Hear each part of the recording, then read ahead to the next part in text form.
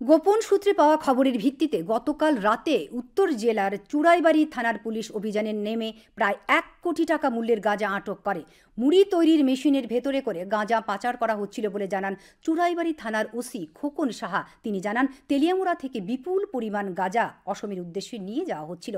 Police জানিয়েছে, মুড়ি তৈরির মেশিনের 2টি চেম্বার থেকে 59 প্যাকেটে মোট 345 কেজি গাঁজা বাজেয়াপ্ত করা হয়েছে, যার বাজার মূল্য প্রায় 1 কোটি 3 লক্ষ টাকা বলে জানান অতিরিক্ত পুলিশ সুপার জে ডার্লং। লরির চালক মনিতা মোহন জমাতিয়াকে গ্রেপ্তার করা হয়েছে।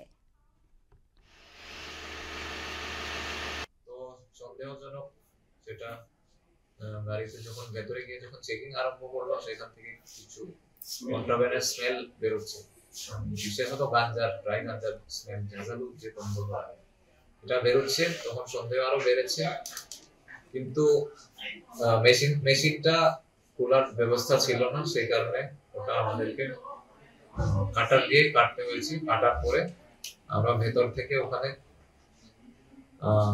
345 কেজি শুকনো গাঞ্জা রিকভার, 16 প্যাকেটসে প্যাক করা ছিল সেলোফেনের টেপ দিয়ে, যেটার বাজার মূল্য প্রায় 1,03,50,000 কালোবাজারি মূল্য। এখানে ড্রাইভার মনিতা মোহন জমাতিয়া, আমার নাম কৃষ্ণমাসী জমাতিয়া, খামার বাড়ি তেলিয়ামুড়া পিএস, তাকে আমরা আটক করেছি এবং একটা এনডিপিএস এর কেস আমরা চুড়াইবাড়িতে এখন রেজিস্টার করছি। বাকিটা তদন্ত